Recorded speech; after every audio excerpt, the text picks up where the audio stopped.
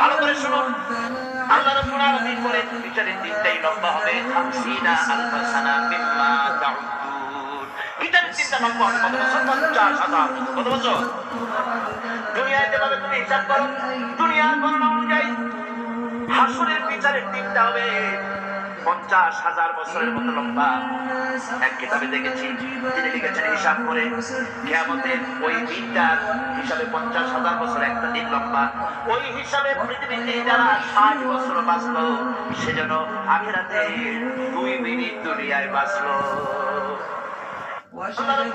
ভালো করে শুনুন, জান্নাতীদের মনের মধ্যে একটা দুঃখই হবে, তারা মনে মনে চিন্তা করবেন, আফসোস করবেন, আরে যদি দুনিয়ায় বসে অমুক সময় মাঝে বসেছিলাম, আজে বাজে চিন্তা করেছি, বাড়ির জনসংখ্যা একা বসে বসে আজে বাজে চিন্তা করেছি, অমুক অমুক সময় খেলাধুলায় কাটাচ্ছি, এই সময়গুলিতে যদি সুবহানাল্লাহ, আলহামদুলিল্লাহ, লা ইলাহা ইল্লাল্লাহ, আল্লাহু আকবার, এই তাসবিহ যদি পড়তাম, জিকির আজকার করতাম, জান্নাতের ভিতরে আরো নিয়ামত লাভ করতে পারতাম।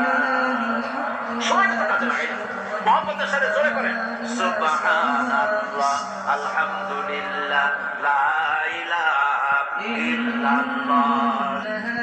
আমি যখন দুনিয়ায় এসেছিলাম, আপনি যখন দুনিয়ায় এসেছিলেন, আপনার আমার কানে কি শোনানো হয়েছে? কত আযান শোনানো হয়েছে। দুনিয়ায় এসে আমি প্রথম কি শুনেছি?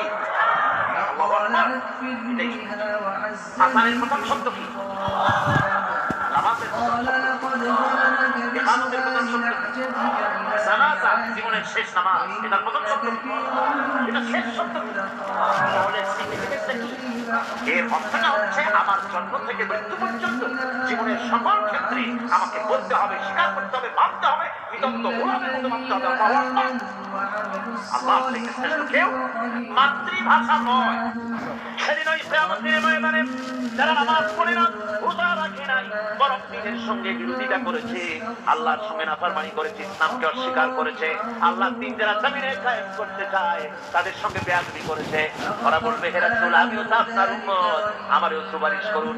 আল্লাহ তুমি বলবেন ভেঙে যাও, দূর হয়ে যাও, তুমি যদি আমার উম্মত হবে, তুমি যদি আমার উম্মত হবে, তাহলে সব উম্মতের মধ্যে ইমানের নূরের চমক তোমার ভিতরে আমি দেখতে পেতাম।